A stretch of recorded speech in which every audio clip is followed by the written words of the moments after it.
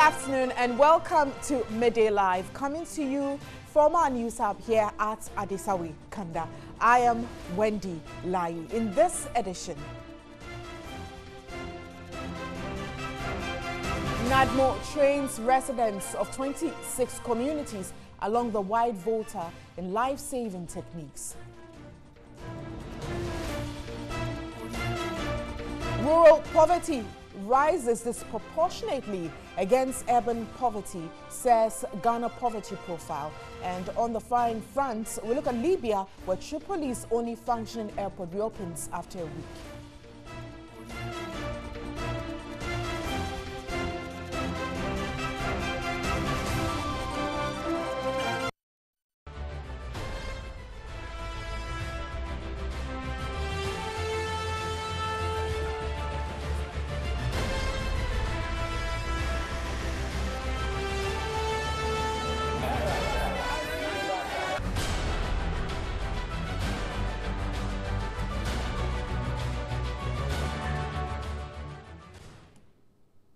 Let's start with our stories now. And the Operation Thunderbolt unit of NADMO is currently training residents living along the Wide Volta on safety and life-saving techniques using lifeboats to prevent loss of lives and property from flooding resulting from the spillage of water from the Bagri Dam and from the rains. The DC for Boko West District, Victoria Ayamba, has commended NADMO for its initiative and has cautioned residents, especially farmers, to stay away from the Wide Volta. Here's a report by Tanko Mohammed Rabiu.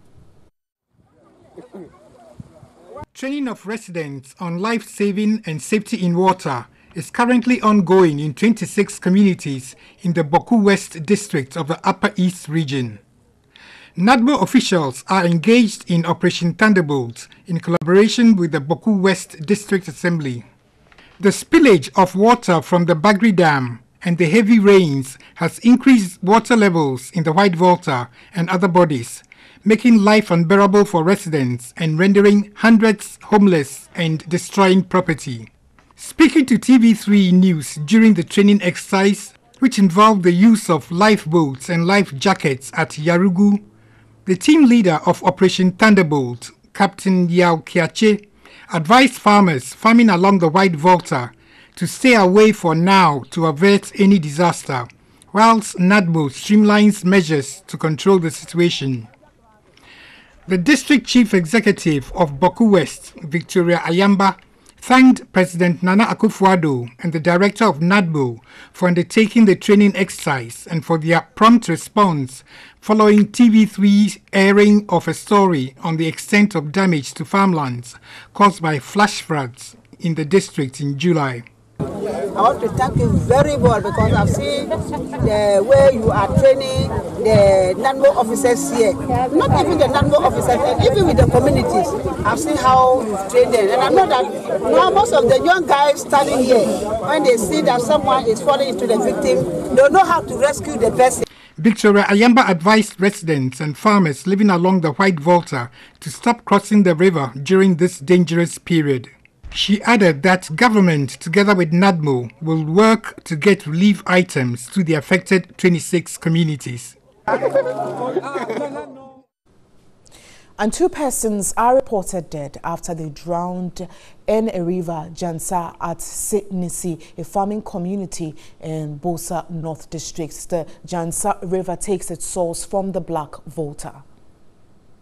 These deaths are as a result of the Bagri Dam spillage, which runs directly into the Black Volta. The sad incident occurred yesterday at about 2 p.m. Search and rescue is underway. So far, 1 body has been retrieved. Victim's identity is yet to be known, and this incident brings the total number of deaths in the region to 3. It will be recalled that 1 death was reported in the Wale district of the northern region. A total of 1,000 people have been displaced. Their houses have been either inundated or collapsed by the flood. Currently, most victims are staying in nearby schools.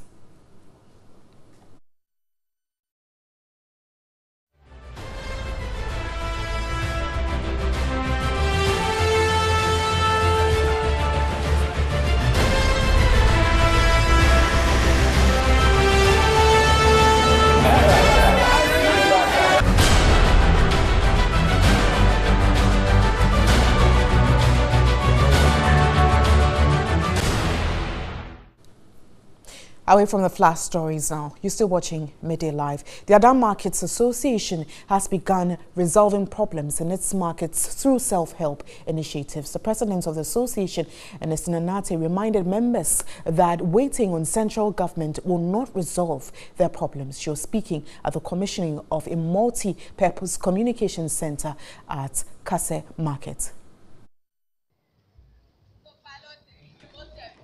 Kase Market is patronized by traders and business people from the eastern, Greater Accra, Volta region and Togo. However, doing business in the market is a nightmare for patrons due to lack of sanitation facilities, stores and sheds. Nursing mothers face very serious challenges daily as they combine business activities and caring for their children. Additionally, communication with the markets is difficult. These challenges and many more prompted the market women to form an association in 2016.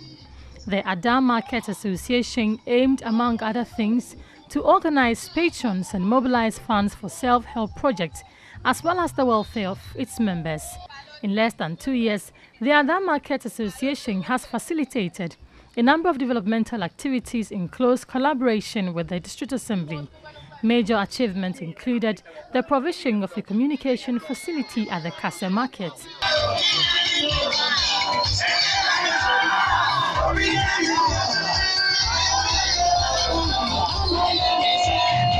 President for the association, Ernestine Anate, challenged those in authority to be proactive in finding solutions to their problems. Ernestine Anate praised the Ada East District Assembly, the MP and all who contributed to the success of the project. Let's look at one of our headline stories now. And Ghana's poverty is 23.4%, which represents 6.8 million of the country's population in 2017. These people are not able to spend 4 cedis 82 pesos per day on food. From the Poverty Profile in Ghana report, 8.2% of Ghanaians are living in extreme poverty, which translates to 2.4 million people. The 8.2% Ghanaians living in extreme poverty are not able to spend 2 Ghana cedis 69 pesos per day on food. Ghana's overall poverty has reduced marginally by 0.8% from 24.2% in 2012-2013 to 23.4% in 2016-2017. At the launch of the Poverty Profile in Ghana in Accra, the head of Industrial Statistics and IBES at Ghana Statistical Service, Anthony Kraka, noted some factors which led to the reduction. The way welfare is distributed, as measured in inequality, has gone up. In other words, welfare is more in the hands of a few. He noted the significance of the Poverty Profile report for policymakers. The Poverty Profile report shows economic growth has become less proper over the years. Poverty in rural Ghana is higher than in urban Ghana. The poverty rate in Greater Accra region is 2%, while that of Upper West is the highest with 71%. Country Director of Department of International Development, Philip Smith, observed that with over £2 billion invested in development aid in Ghana, there is still high poverty rate in the north. So the rising inequality is a big issue for Ghana. We need to look at it in terms of how Ghana delivers the Sustainable Development Goals, and we need to look at it in terms of how we ensure that as Ghana moves beyond aid, that inequality and support to the poorest and the most marginalised Ghanaians is part of that ambitious agenda. Director of the National Population Council, Dr. Letitia Adelaide Appiah, suggested poverty reduction intervention should be model with both economic and population in mind. Countries that have developed have very high contraceptive prevalence rates. Then it is easy to help the women and the families out of poverty. Assuming that I had 3 children, you gave me LIP this year, next year I have 4 children. How am I going to get out of poverty? There's a close correlation between population and economic development, and the fertility differential will sustain the economic inequality if we do not focus on fertility differential, if we do not focus on population. The Poverty Profile Report throws light on the impact of government policies on poverty over the years. An economist and CEO of Claydot Consult, Professor Clement Dodonu, has advised politicians to see beyond the present and realize the future prospects of the double-track system. Meanwhile, a member of the NPP communications team, Eric Amwakuchum, has said government should be commended for implementing the new two-track educational system inasmuch as lasting solutions are found to its teething problems. The panelists were speaking on our current affairs program, New Day. If you invest in education, you may not get the benefits right away. At least a minimum of 20 years will be expected for the returns to come. So we should be patient as a country, whatever it is. So I can see the future coming. I did the education as the driver of skilled labor, especially middle level, skilled labor. And then I said, they are not going to be contributing immensely immediately. So let me go for 100-year bond. And invest in education. And you are going to retire that bond at the end of 100 years. But you are setting in place a specific target for that money. It's going to go into education, the benefits of which will start coming fully. We would have challenges with the free SHS. We'll have challenges with a lot of things that we want to implement. But the president deserves commendation for showing the conviction. Because at the end of the day, he could have said that, oh, I've been given a 4-year mandate, my tenure ends in 2020, and I will start the thing at the 3rd year. And he could have done that. But he wanted to make sure that that is implemented in the very first year of his administration. And that is commendable. Education is key. And I believe that we need to be minded by that and eschew the unnecessary politicking out of it. Some more stories, and the Ghana Anti-Corruption Coalition wants the Akufo-Addo-led government to scale up efforts at fulfilling its promise of enacting the Fiscal Responsibility Law, which will further pave way for the establishment of a fiscal council. This, the coalition argues, will help to check government spending, especially during the election years, as well as curb corruption. The new Patriotic Party NPP, while in opposition, made several promises in its 2016 manifesto, and upon coming to office in January 2017, the Akufo-Addo-led government repeated most of these promises and assured Ghanaians of its commitment to execute them. At a stakeholder forum in Accra, the Ghana Anti-Corruption Coalition GACC presented a brief on a project to identify the key commitment and policy propositions of the NPP on fiscal transparency and accountability, and also assess its feasibility. Speakers and participants alike expressed concern about several promises made by the NPP in its 2016 manifesto, which have neither been delivered nor touched at all, though some have been delivered. Dr. Franklin Odro is the head of research and programs at the CDD. If you come to the issue of setting up the Fiscal Stability Council, we haven't seen any action on that. There is no law, there is no bill in Parliament. We haven't even had any discussion on the part of the government as to when do we expect this to come. And this is very worrying because, as we know, one of the major concerns with our fiscal issues in Ghana is the tendency to overspend during election year.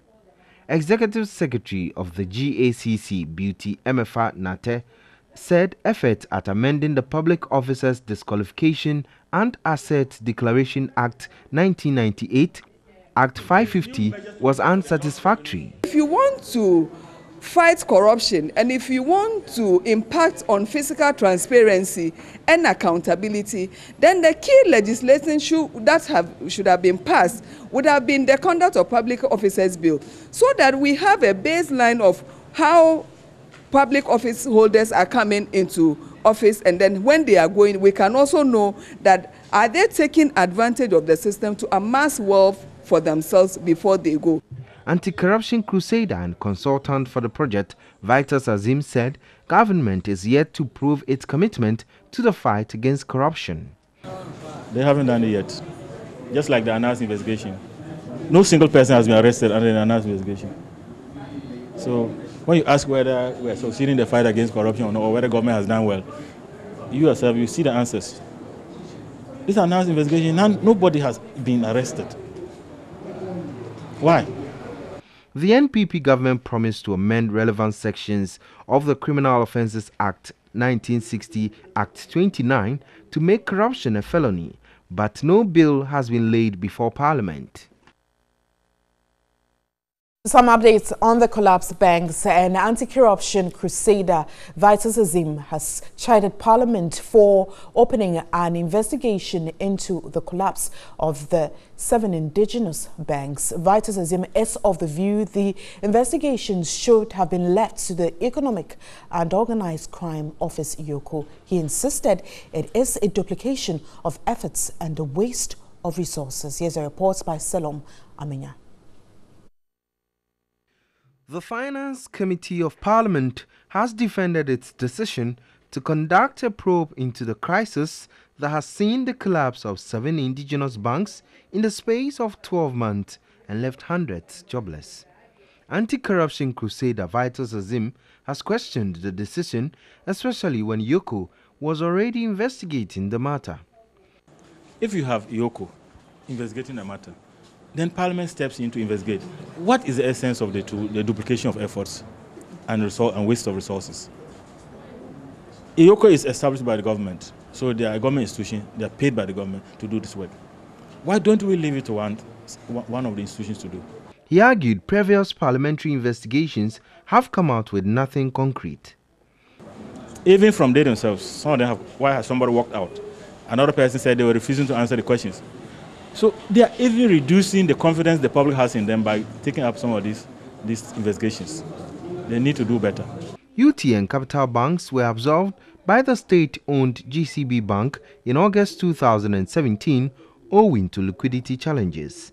A year later, the Bank of Ghana revoked the licenses of 5 more banks, creating the Consolidated Bank Ghana to take over their assets and liabilities. This is still Midday Live. Do stay with us.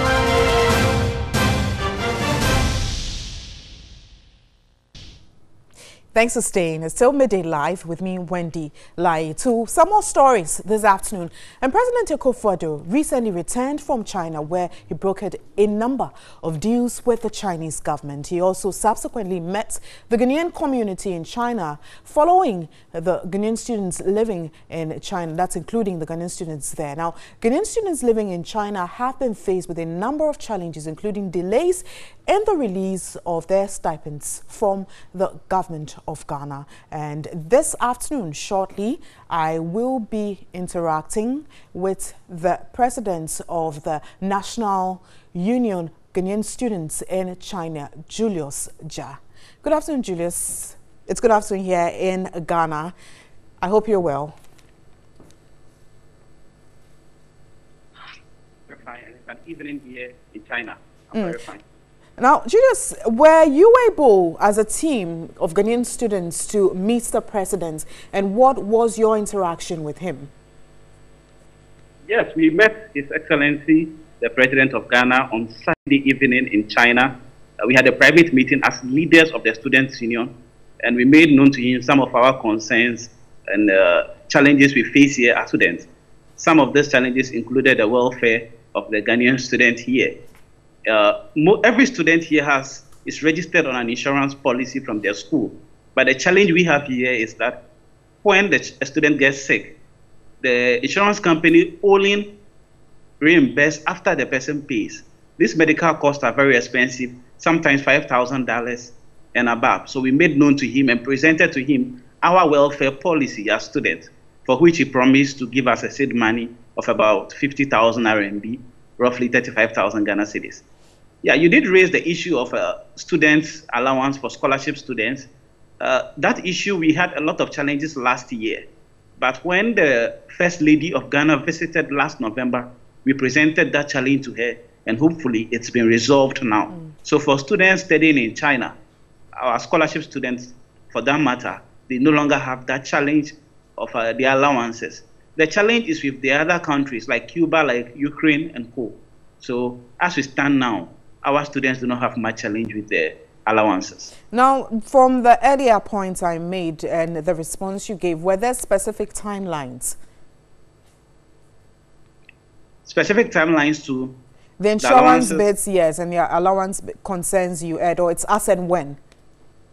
Yes, for the insurance, you are paid or you are reimbursed sometimes a month after. But the challenge is for somebody who has had an emergency medical condition to be able to raise about $5,000 US to seek medical care. That is the challenge. And the reimbursement is basically covered in about 80%, not the 100%. So the challenge has been to be able to raise the basic money to start the treatment before the reimbursement comes in. And that's what we as students' body have been working on with the help of the embassy. All right. Now, the impacts of the president's visit there for you as Ghanaians? Yes, for us, it's been a great opportunity. We've been trying to do a lot. There are a lot of Ghanaians in China investing. I want to say that there are 7,000 Ghanaian students in China, 7,000. And then there are a total of about almost 20,000 Ghanaians living in China, workers, students, and people investing. And so government coming on board raised the awareness. At least the Chinese are aware that there are positive things in Ghana. We saw the contrast that came up, that with the IT group, the Inspire group of company, the Sinotrack. This is a realization that there are good things coming in Africa. And so even the investors here, with the students here, also, we hope that his coming will raise that awareness of the right path on which Ghana is treading on, and it will bring good things to us. All right, well, thank you so much. I have been speaking to Julius Jia. He is the president of the National Union of Ghanaian Students in China. Let's move on to other stories now. Senior Minister Yao Osafo-Maafo has proposed a review and enforcement of building regulations to clamp down on illegal practices in the industry. He was speaking at the 18th Architects Registration Council induction ceremony here in Accra. The building and construction industry represents about 25% of the budgeted revenue and contributes about 12% of the country's GDP. Yet little support is extended to the industry in discharging its mandate, resulting in structural failure, slum development, among other environmental deficiencies. The senior minister Yao Osafo-Maafo said indiscipline and non-adherence to building codes and ineffective supervision and some of values lacking in the industry. It's easier to cut corners in everything. It's more difficult to do things right. As professionals, you must uphold your ethical values. You sometimes wonder who are designing the buildings in these areas. And why do they ignore the environment so much? When they come across any small hill, the idea is to level it and have a level platform to put on the house. The Deputy Minister for Works and Housing, Eugene Boachi Entry, noted the architectural industry remains relevant and requires more proactive measures to reduce the lapses. It is incumbent upon government, professionals like architects, city authorities, the private sector, and all other stakeholders to develop and execute the appropriate, cost-effective and human-centered policies. The Registrar of Architects Registration Council, Stella Tiaba, stressed the need for government to engage local professionals. Now is the perfect time for both government and private sector to increase strategic engagements with local professionals in building and construction matters. as well as in industry-related policy development and implementation programs. In all, 60 architects were inducted. The Kotoka International Airport Terminal 3 is to begin full operation on September 15 after successfully hosting its first arrival Friday, September 7. Director General of the Ghana Airport Company, John Atefua, who disclosed this during a familiarization tour of the facility by the new aviation minister, Joseph Kofi Adda, said every aspect of the terminal is ready for the takeoff. The $250 million 6-passenger boarding bridge Kotoka International Airport Terminal 3 project commenced on October 3, 2015 by the Ghana Airports Company with support from central government. The 6 boarding bridges terminal has all security monitoring systems, including sophisticated scanners capable of detecting all manner of contrabands to meet international standards. The terminal also has a fully automated baggage handling system expected to handle and screen up to 3,000 bags per hour. It has 56 check-in desks, 30 passport control centers, 22 airline ticketing offices, 4 e-gates, 6 boarding gates and 2 boarding lounges. The terminal can process 1,250 passengers per hour and up to 5 million passengers a year, with an expansion potential of up to 6.5 million passengers. The project was expected to be handed over to the Ghana Airports Company before the end of April for at least a 2-month testing before official commissioning, but that has delayed due to unforeseen challenges which have now been completely eliminated. We had 4 flights on Monday, and today we've had our first arrivals into this terminal. And so far, all our systems have worked as we had expected, and we are very confident that come the 15th of this month, when we go live from here, we should not have any problems and challenges. Aviation Minister Joseph Kofi Adda expressed satisfaction with work done. Professionally done, neat, things well organized. The markings are there in terms of where to go to get whatever service, whether it's customs, immigration, or even the restrooms. I think it's up to us as Ghanaians, especially when we come here, to also maintain that decorum and make sure everything we're doing is top class. So when will the facility be fully commissioned? On the 2nd of October, when the President comes, it's ready to commission. It will be fully operational from that point onwards. We're doing some tests now. Some flights have come in today and gone through this just to see how the operation looks like or how it's performing. The minister again assured Ghanaians the project, a major facelift at the Kotoka International Airport, would be handed over together with auxiliary works including link roads, construction of pavement and other fittings. The test flight at the Terminal 3 ended Friday, September 7.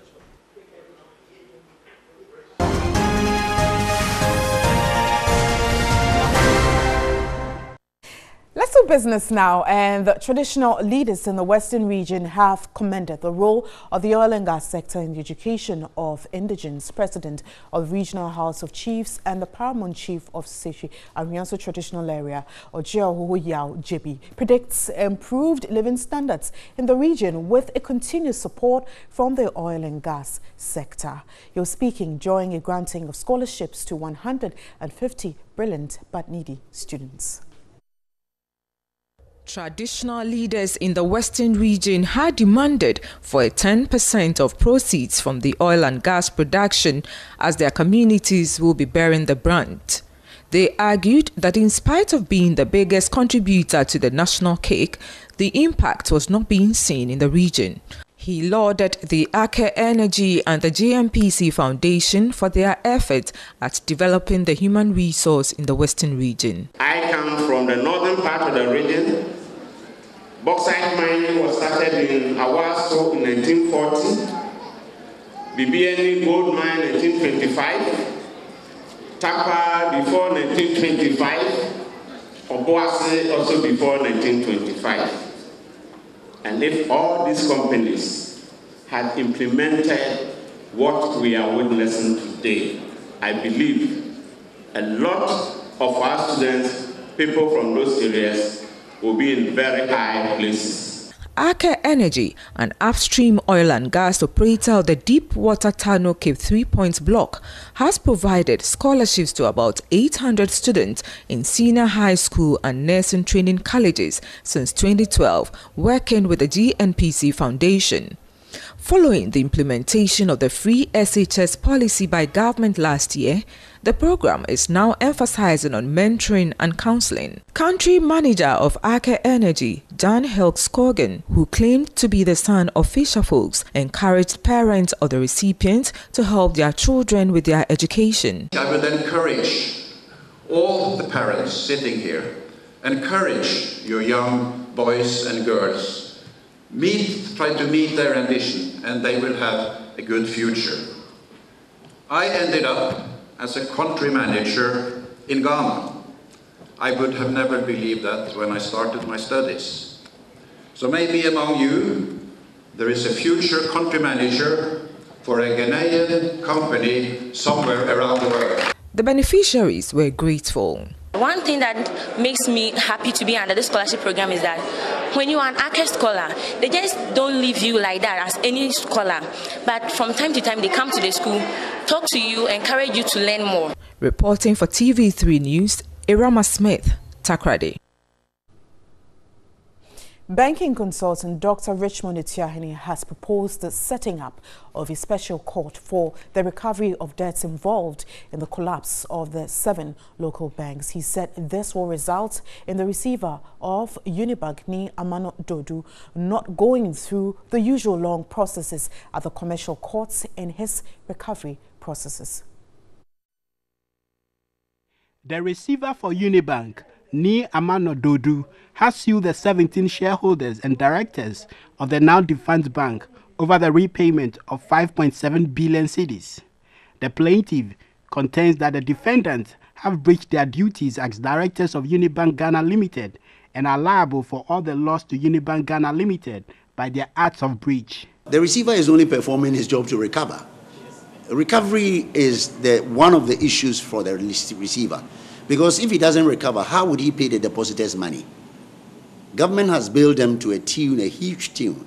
So we need to replace that money. You can make you a bankrupt, and then after that they will attach on your assets. They can do traces. They can even issue sequestration. They can issue Marivia injunction. They can issue a Ghana-Shi order on all these so that they can be able to clog you and get the money back. The 17 defendants include Dr. Kwabena Dufour, Holder Holdings Limited, Holder Properties, Integrated Properties, Urban Logistics, Star Life Assurance, Bolton Portfolio Limited, Dr. Kwabena Dufour II, and Opoku Jemfi Boatin. The rest are Professor Newman Kwejo Kusi, Owusu Ansan Are, Ekodazi Ennis, Clifford Duke Metal, Boatima Kakra Dufour Nyakun, Kufichwe Dakwa, Nana Buachi Asafu Ejeyi, and Alex Gadel Boabeng. We need to have a mechanism of recovery, and I'm very happy the mechanism of recovery has just begun. In other jurisdictions, like Nigeria, they would have a special court for recovery. So Amano will be not going through those long court processes. In Nigeria, they set special courts, handle bank cases like this, so that within 1 month, they would have finished with, and possibly they will be going on your assets. The receiver is further pleading with the court to return or transfer all assets which are found to have been acquired with funds unlawfully taken out of the bank. That's all for business this afternoon. We have more. Do stay.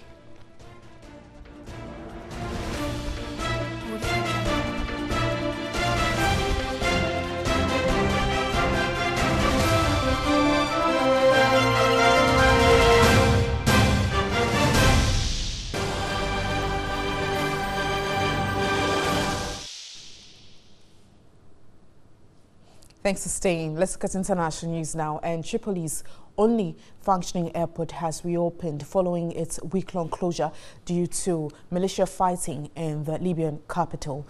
The move comes after a UN-brokered ceasefire between rival factions. It was announced late on Tuesday.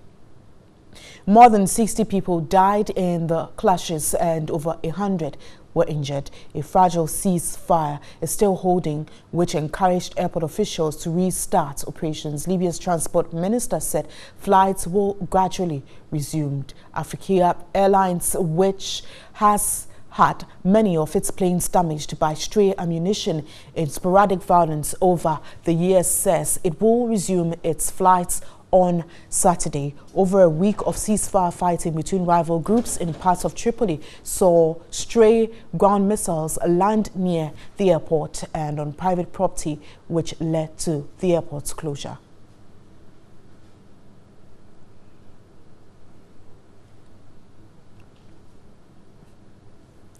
Away from Libya, Zimbabwe's President Emmerson Mnangagwa has unveiled a 20-member cabinet following his victory in the July 30 elections. It is a leaner cabinet, down from 33 to 20 ministers.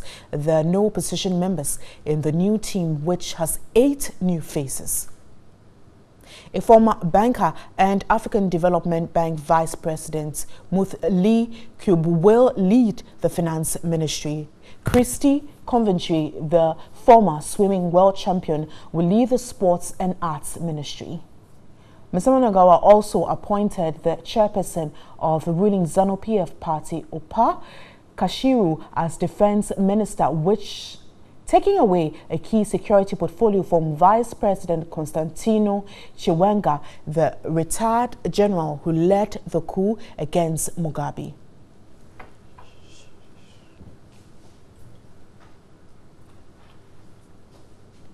Next, we have some entertainment news.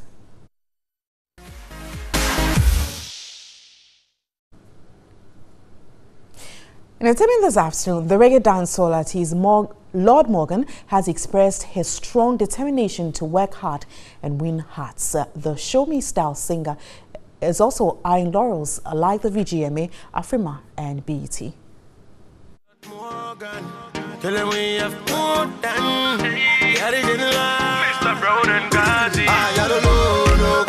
The Gardangbe and Abba Film Awards is to appreciate, recognize and celebrate the hard work and dedication of the various players in Ghana's music industry. Lord Morgan won the ultimate award. Morgan says being crowned Artist of the Year is going to put pressure on himself and his brand. The artist expressed his determination to win more laurels. We are eyeing the 3 awards, the VGMAs, the BETs, the Afrimans and even the Grammys, because you know we have songs which can be featured on any other platform. Lord Morgan also voiced the challenges he's facing as an award-winning artist. As an award-winning artist, I've been through a lot of challenges, like maybe how to put your songs out there, how to contact DJs. You know, Ghana here, when you are not big to that standard, even a lot of professional DJs feel bad or feel shy playing your songs because they feel like they might have collected something from you, which is maybe not true. I believe one day we must have a platform when your songs are good and it has been featured on it. All hands just support it without any hindrance.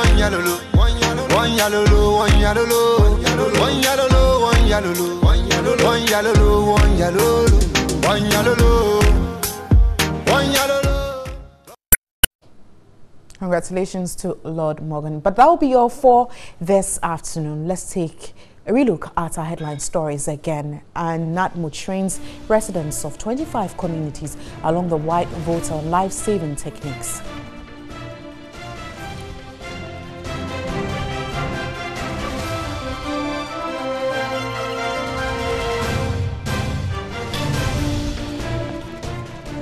Rural poverty rises disproportionately in urban poverty in Ghana, the poverty profile says. And on the international front, we brought you some updates from Libya on the reopening of the airport after a week.